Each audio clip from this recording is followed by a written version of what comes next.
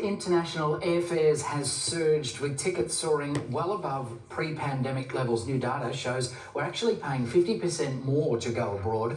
The average economy airfare to some of our fave overseas destinations, London, Bali, Tokyo and Paris, cost an extra $600. That's compared to 2019. But as jet fuel costs drop and airlines celebrate multi-billion-dollar profits, why are we still paying top dollar? It's prompted calls for a continued ACCC aviation monitoring of prices. For more, we're joined now by aviation expert Geoffrey Thomas. Morning to you, Geoffrey. So there's this discrepancy that we're seeing between really high airfares, lower fuel prices. Why are we still having to absorb the costs? Look, that's a very good question, and everybody's asking that question, but fuel is only one part of the equation. First of all, fuel is about 17% of an airline's costs. That's the total operating costs. But then you've got other dynamics coming to play, because the fuel is paid for in American dollars, and the Australian currency has weakened against the US dollar, so we're paying a bit more.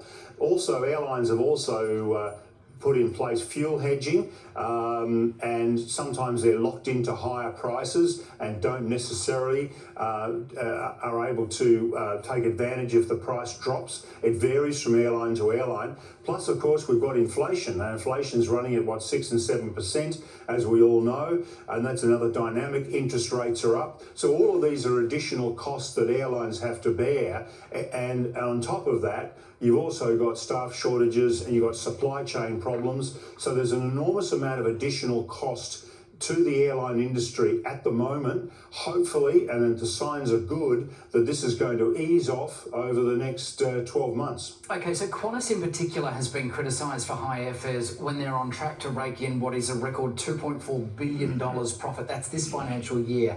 Where are these billions with a B being invested if they're not going towards airfare costs?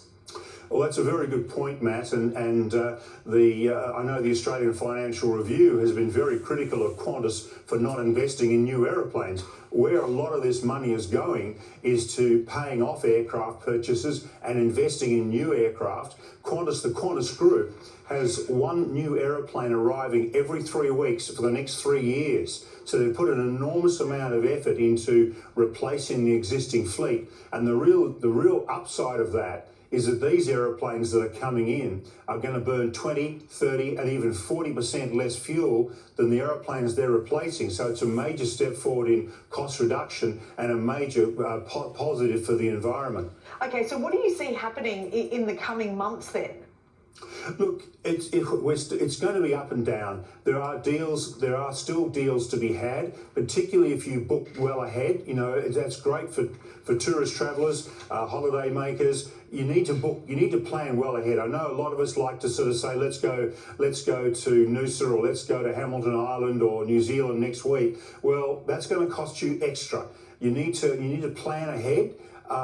And also, more and more airlines are coming back to Australia, increasing their services. Qantas is bringing more aircraft back from the desert. So there's more capacity coming in. There's more airlines coming back, particularly the Chinese airlines. But in the interim, a little bit of forward planning is going to cut your costs.